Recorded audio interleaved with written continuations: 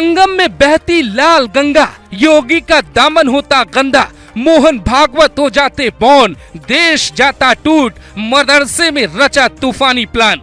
करोड़ों की भीड़ में वो आता, पाकिस्तान में बढ़ते लड्डू, मोदी का होता इस्तीफा, योगी भी रो देते, किताबों में बहुत डरावना सच।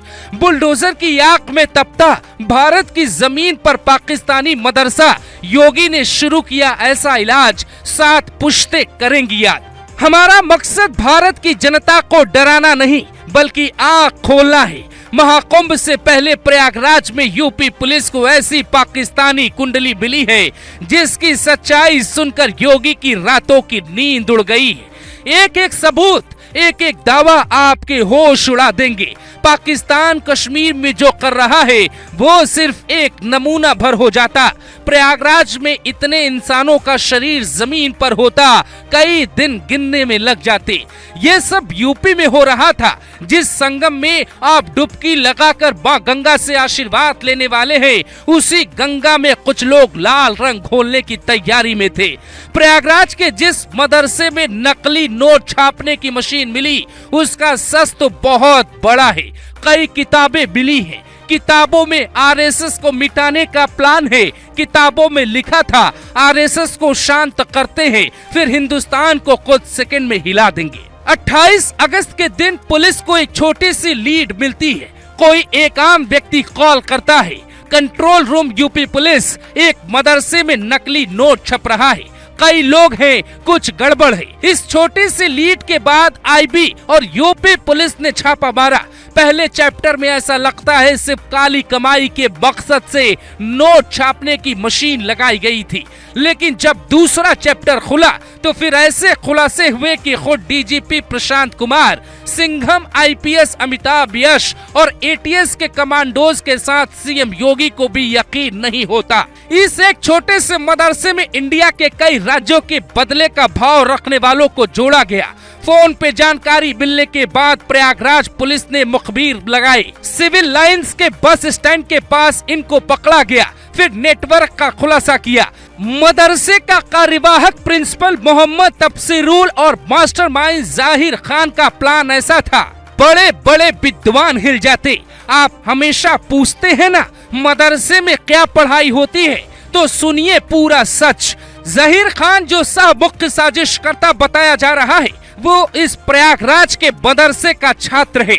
इसके साथ एक आरोपी है जिसका नाम तफसीरुल इस्लाम है, वो भी छात्र है। मदरसे में पूरी प्लानिंग सिर्फ इस बात की थी कैसे मकसद को पूरा किया जाए। आईबी की टीम को मदरसे से जो किताबें मिली हैं, उनमें एक किताब का नाम है आरएसएस देश का सबसे बड़ा संगठन। इसके लेखक है एस एम मुशर्रफ, जो महाराष्ट्र के पूर्व पुलिस महानिरीक्षक की पोस्ट से रिटायर्ड है। मूल किताब उर्दू भाषा में लिखी गई है। इसकी हिंदी और मराठी अनुवाद वाली किताबों की छपाई भी भारी मात्रा में की गई थी। इस मदरसे का नाम है जामिया हबीबिया, जो करीब 84 साल पुराना है।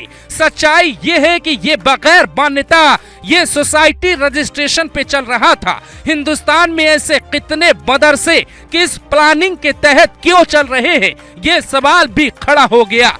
मदरसे की पहली मंजिल पर एक कमरे में 100 के नकली नोट छापे जा रहे थे। मास्टरमाइंड जहीर खान, मौलवी तफसीरुल और 2 आरोपियों को गिरफ्तार किया गया। पुलिस ने मदरसे के मैनेजर शाहिद से भी लंबी पूछताछ की। पूछताछ के दौरान उसने वो कहानी कबूली जो हमारे आपके लिए ठीक नहीं है। उधर तफसीरुल के पकड़े जाने के बाद से उसके परिवार के कई सदस्य घर से गायब क्यों हैं?